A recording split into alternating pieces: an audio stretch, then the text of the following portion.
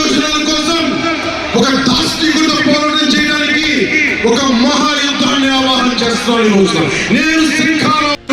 మన యువత వీళ్ళందరూ కూడా ఈరోజు మనం వచ్చింది, మీరందరూ కూడా గత 5 సంవత్సరాలుగా మీ స్థానాల్లో వేదిక పైన కూర్చున్న ప్రజలు కానీ ఇటు సైడ్ టీవీలో చూస్తున్న ప్రతి ఒక్కరు మీదైన యుద్ధాలు చేస్తూనే ఉన్నారు.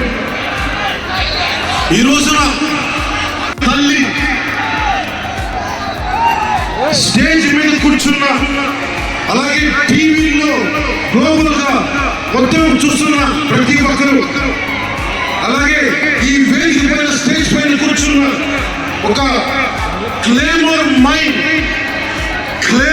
మైన్ ఆయన వస్తున్న జీపుని అలిపి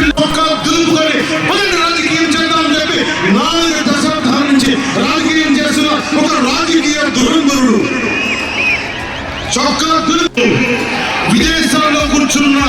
తెలుగు ప్రజలు, ఎక్కడో టీవీలో వీక్షిస్తున్న మహిళలు, పెద్దలు, పిల్లలు